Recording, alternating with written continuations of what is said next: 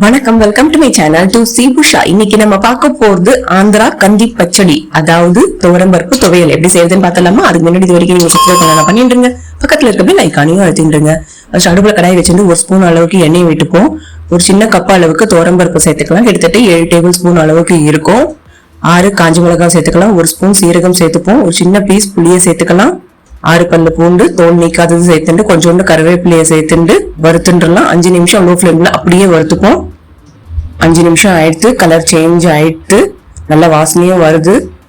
மஞ்சள் பொடி 1/4 ஸ்பூன் அளவுக்கு சேர்த்துட்டு எல்லாத்தையும் நல்லா கலந்து விட்டுருவோம். இதை ஒரு பிளேட்ல டிரான்ஸ்ஃபர் பண்ணி வச்சுடலாம். இது ஆறட்டும். அதே கடாயில 1 ஸ்பூன் அளவுக்கு எண்ணெயை விட்டுப்போம்.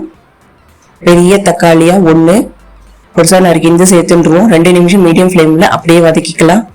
இந்த கந்தி பச்சடியை பொறுத்த வரைக்கும் வெங்காயம் தக்காளி பூண்டு இல்லாம கூட இது செய்ய முடியும்.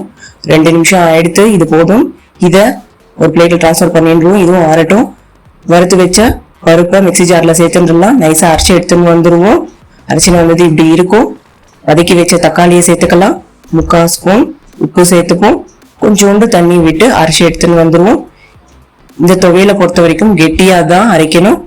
அரைச்சிட்டு வந்தது இப்படி இருக்கும். இத ஒரு கிண்ணத்துல டிரான்ஸ்ஃபர் பண்ணிடுவோம். இதுக்கு தாளிச்சுன்றலாம்.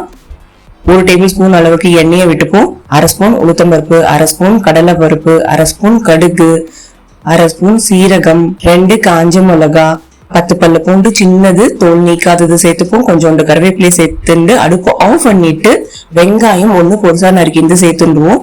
வெங்காயத்தை லேசா வதக்கினா மட்டுமே போதுமானது. இத துவையல்ல சேர்த்துன்றலாம்.